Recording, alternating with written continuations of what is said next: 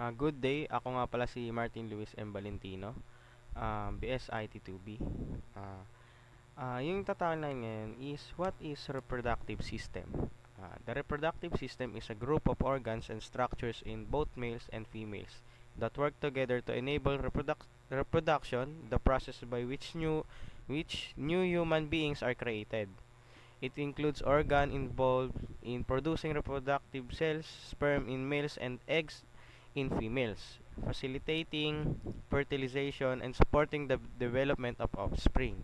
So unahin natin yung sa male reproductive system. So ano nga ba yung male reproductive system? So here's a simple idea of the male reproductive system. So dito, meron testes or testicles, then penis, scrotum, epididymis, vas deferens, urethra, bladder, seminal vesicles, and prostate glands. So ito yung mga simple idea o mga main parts ng male reproductive system. Then yung testes, siya yung nagpo-produce ng sperm or male hormones. Then penis, delivers sperm into the female body, o siya yung nagde-deliver um, ng sperm sa babae. Then sa scrotum holds the testes and helps regulate their temperature. The next is epididymis, stores and matures sperm. Dito sa part na to siya yung dito niya ini-store o iniipon yung sperm. Then sa vas deferens, transport sperm to the urethra. Ito yun sa part na yun. Yung parang maliit na daanan na to. The next is urethra. Carries sperm out of the body. So ito yon, yung kanina. The next is bladder. Yung bladder stores urine until it expelled from the body. Ito yung part na bladder. Then seminal vesicles, siya yung nagpo-provide ng rich fluid for sperm. The next is prostate gland. Adds protective and nourishing fluid to sperm. So ito yung mga simple idea of the male reproductive system. Hello po sa lahat. Ako nga po pala si Angelo May Lagsak. Ang i-report ko po ngayon is bakit nagkakaroon ang mga babae na nag-iiba po kanilang pag-uugali sa mood nila, mood swings, mga ganun po. May mga iba't ibang sintomas po yun kung bakit nagkakaroon ng mga babae na nagkakaroon ng mga mood swings, ganun po. Ito, may mga tatawag na hormonal fluctuations, premenstrual syndrome, and premenstrual dysphoric disorder, and life stress and mental health and other factors. So hormonal fluctuations, ito yung mga estrogen and progesterone. Fluctuation throughout the menstrual cycle affect mood. Ito po yung mga nilalabas po ng hormones sa mga babae, kaya nagkakaroon po ng iba't ibang mood swings yung mga babae po. Tapos yung pag-ovulation po, hormonal changes during ovulation can lead to mood swings. Yung ovulation po, nagiging hinog po yung egg cell po ng babae everyday po, kasi yun yung nagkakaroon ng mood swing yung babae po, kaya yung hormones sila nag-i-excrete ng mga chemicals para maging ovulated yung egg cell. Then yung premenstrual syndrome or PMS, common before periods, causing mood swings and irritability. Ito yung mga babae na nagkakaroon ng menstruation. Ito yung mga nagkakaroon ng periods na nagkukos sila ng inis, may overthink, anxiety. Kaya po minsan yung babae nagkakaroon ng dahil po sa kanyang premenstrual syndrome. Tapos po ang PMDD, kung premenstrual dysphoric disorder, a severe form of PMS leading to intense mood disturbance. Ito po isang syndrome na matindi na po yung iiba-iba po ng ugali ng isang babae dahil sa kanyang pagkakaroon ng menstruation tuwing month. Then yung sunod pa life stressors and mental health. Yung stress po, daily stresses worsen mood changes. Mental health conditions like anxiety and depression can worsen with hormonal changes. Dito naman sa life stressors and mental health, ito yung mga ni-experience sila sa araw-araw na pag, ayun po, halimbawa po yung menstruation po nila. Ang function po ng menstruation, di ba, nagiging naglalabas po ng dugo dahil nga po panibagong ovulation, panibagong egg cell, kaya naapektuhan po yung kanilang mental health dahil po sa stress na binibigay ng pagkakaroon ng menstruation ng mga babae. So, isang factor yun kaya nag-iiba po talaga ang mood swings sa mga babae. Then yung other factors po natin, sleep, diet, and exercise influences mood. So, sleep patterns and lifestyle, social environment, relationships and work, stress, impact of emotional well-being. Dito po sa part na to, ito yung mga factors na makakapagtulong sa mga babae na mag-control ng ang kanilang mga mood swings. Kung ganito ang gagawin pag tutulog ng tamang oras, diet and exercise, yung moods nila may maintain sa tama. Kaya kung gagawin nila ng maayos, magiging maayos din kanilang mood. Then yung social environment, kapag nakikipag-friends sa ibang tao, nagkakaroon siya ng partner, makaka-ayos din ang impact ng stress niya po. Different of reproductive system disorder and reproductive system diseases. Reproductive system disorder. This typically refer to any abnormality, dysfunction, or condition affecting the reproductive system that may not necessarily be classified as a disease. Disorder can encompass a wide range of issues including hormonal imbalance, structural abnormalities, developmental issues, or functional impairments that may affect fertility or reproductive health. So, ang disorder kasi, ito yung abnormal condition or functional impairment affecting the reproductive organs. So,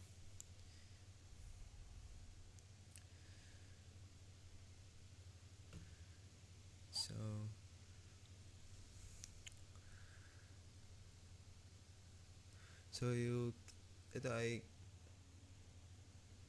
can be structural or functional abnormalities often without single identifiable cause. So, mga example ng mga disorder yung polycystic ovary syndrome, erectile dysfunction, and endometriosis, and amenorrhea. Focus on abnormalities in function or structure which may have not a specific cause or pathogen. So, ang disorder kasi ay parang siyang abnormal na sa katawan. Parang hindi na siya nawawala. Ganun. Hindi gaya ng disease. Parang may gamot pa siya para ma-treat natin yon disease na yun. Di gaya sa disorder ay abnormal na sa ating katawan. Parang hindi na siya nawawala.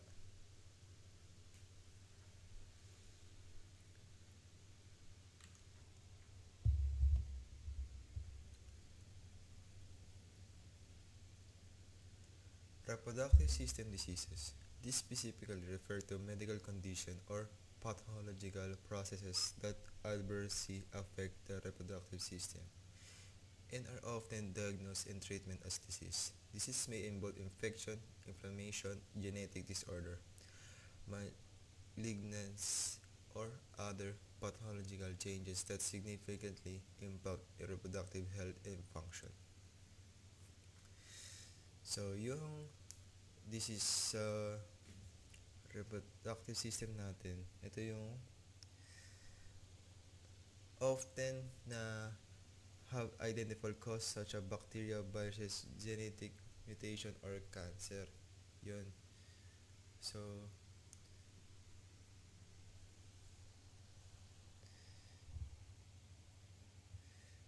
ito yung disease na pwede natin matreat para mawala yung sakit sa reproductive system natin.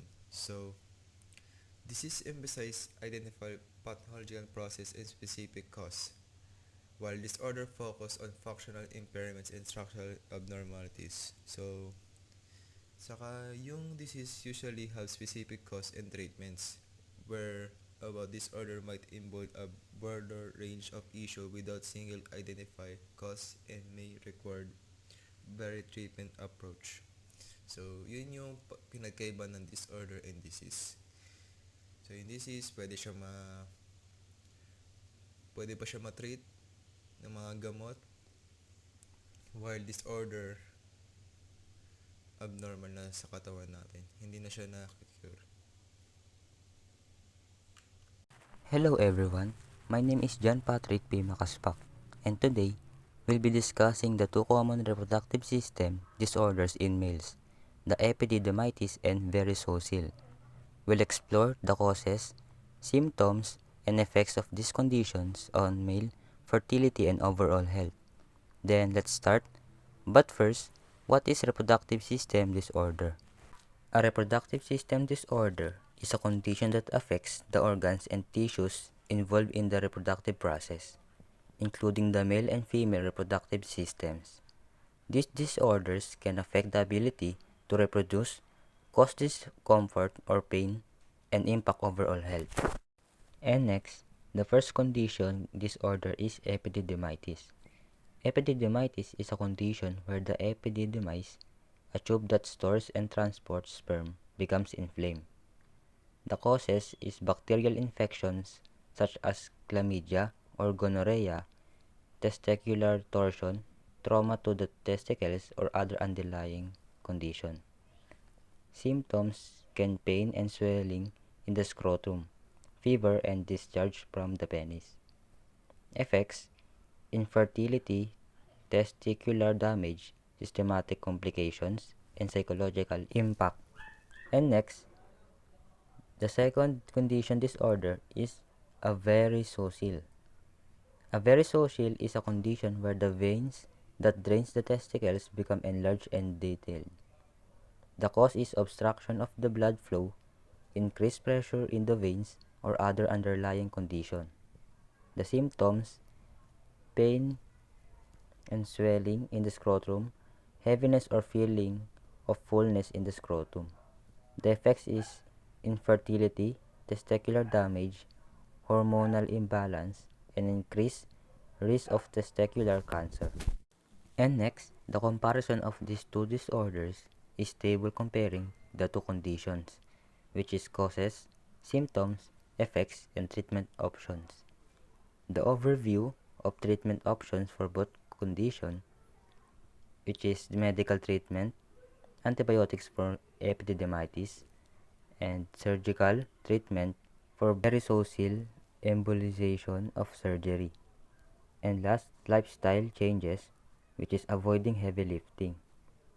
The consequences of delayed treatment is increased risk of infertility, testicular damage, and systematic complications. And for summary of key points is epididymitis and varicocele are common reproductive system disorders in males. Early detection and treatment are crucial for preventing complications and preserving fertility. Lifestyle changes and medical surgical intervention can help manage symptoms and improve outcomes. And next topic that we will be discuss is the reproductive system disorder for female. Hello po, ako nga po pala si Angelo May Ilagsak. Ngayon po, ang i-discuss ko po ngayon ay mga reproductive system disorders.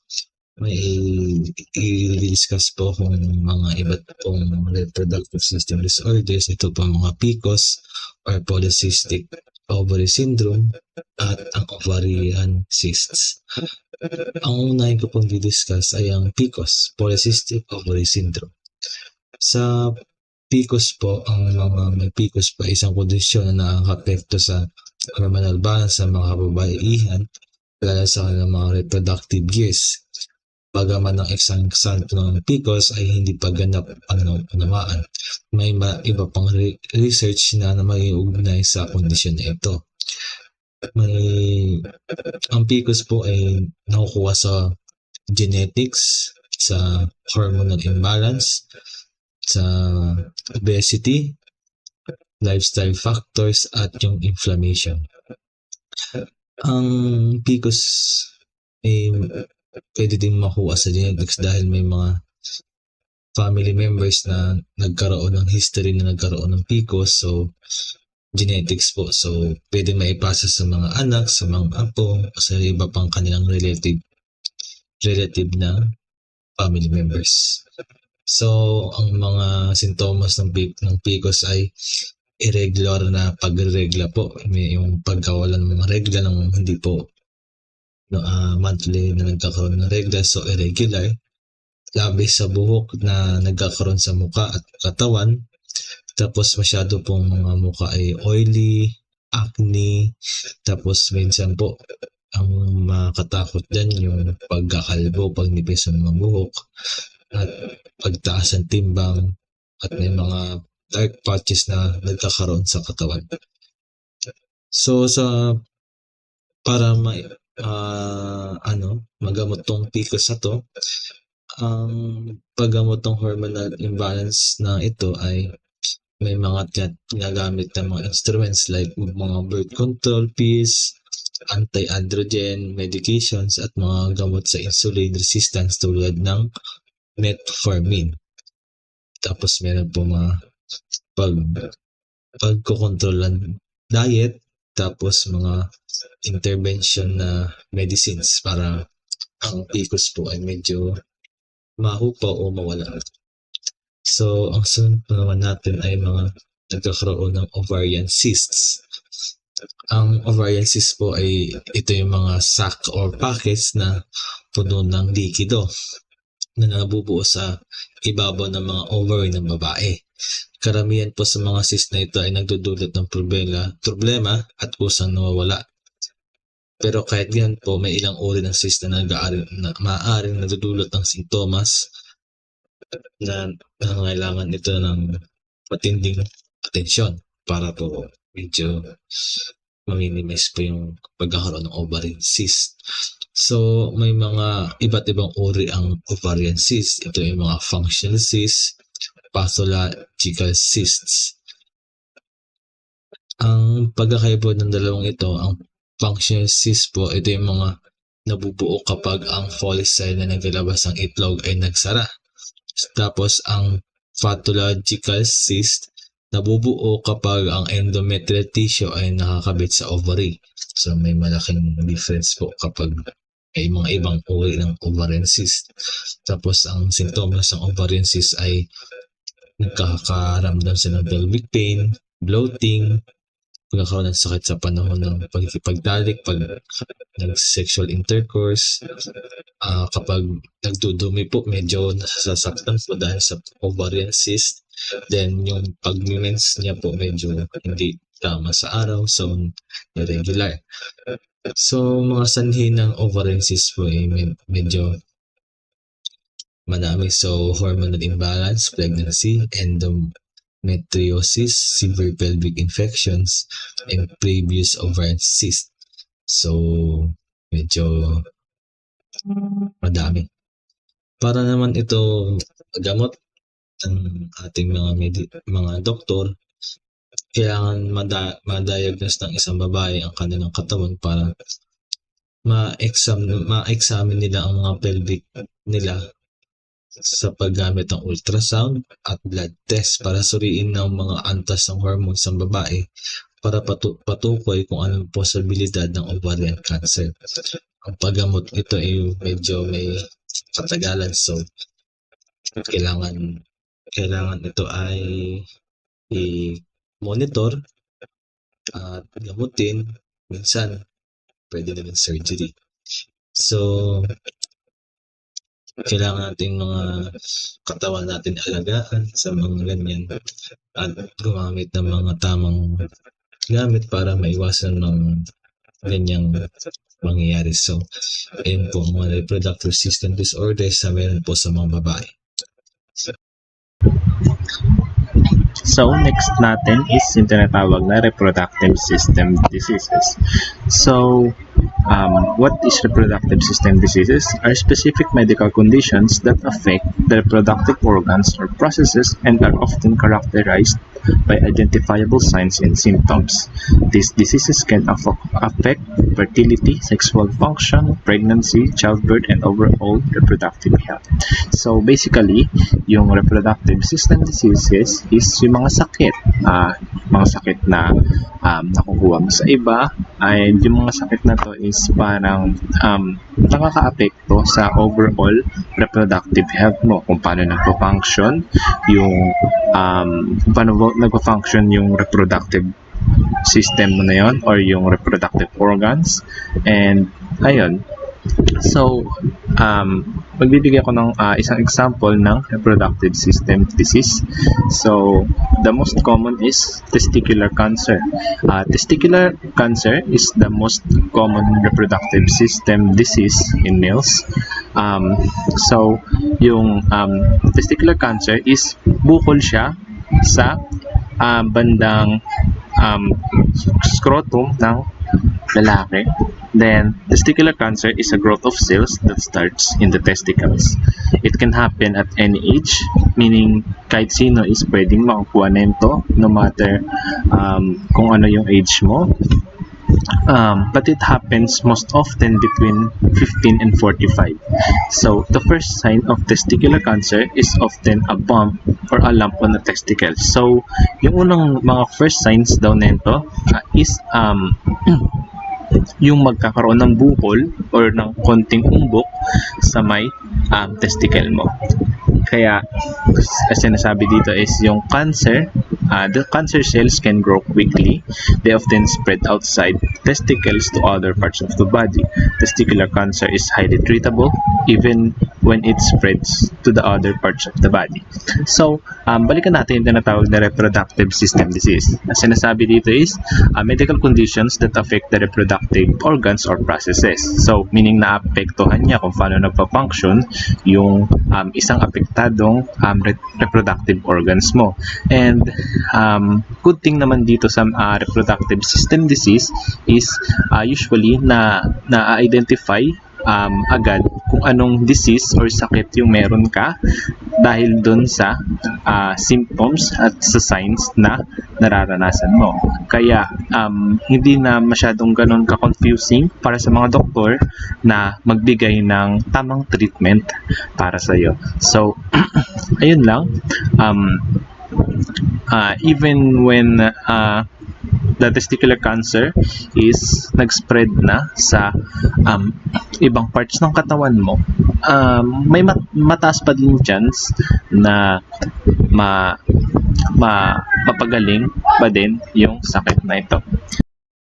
Cervical cancer.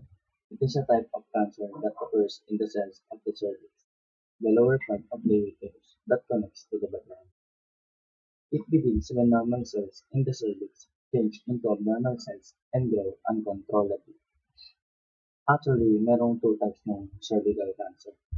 And yun yung squamous cell carcinoma and adenocarcinoma.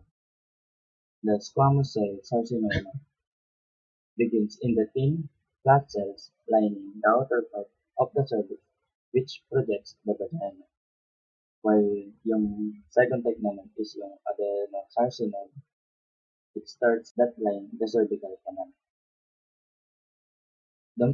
The most common risk factor of this are HPV or human papilloma virus infection, and other risk factors include smoking, having weakened immune system, and engaging early or multiple sexual activities.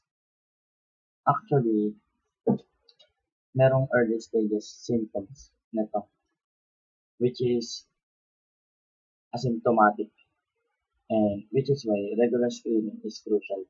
And kapag advanced stages symptoms na, this include vaginal bleeding, pelvic pain, and pain during intercourse. What are the impacts of reproductive system disorders and reproductive system diseases in an individual? impacts individuals physically, emotionally, and socially. Physical impacts may include infertility, chronic pain, sexual dysfunction, and hormonal balance. Physically, yung mga conditions na ito is magre-resulta ng chronic pain, discomfort, na possible maapektuhan din yung well-being tulad ng paggawa ng iba't ibang gawain o activities. Emotional and psychological impacts are stress and anxiety, depression, body image issues. Emotionally naman, mostly affected nito is possible stress and anxiety, which may lead to mental challenges tulad ng depression at pagbaba ng self-esteem. Social and lifestyle impacts are work, daily activities, and social isolation. Socially naman is possible maapektuhan din yung relationship. So, kung iisipin natin is talagang maapektuhan overall well-being ng isang tao mayroon nito dahil sa combination ng physical symptoms and emotional distress.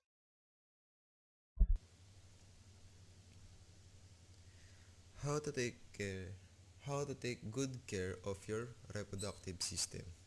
Taking good care of your reproductive system involves a combination of healthy lifestyle choices, regular medical checkups, and practicing safe behaviors. So, to to para maalagaan mo mabuti ang reproductive system mo, kumain ka ng mga nutrition diet like fruit, vegetable, whole grains, and lean protein to support overall health. Tapos, after nun, mag-regular exercise ka para to maintain healthy weight and improve circulation. Sana. Next, yung practice good hygiene. Yun.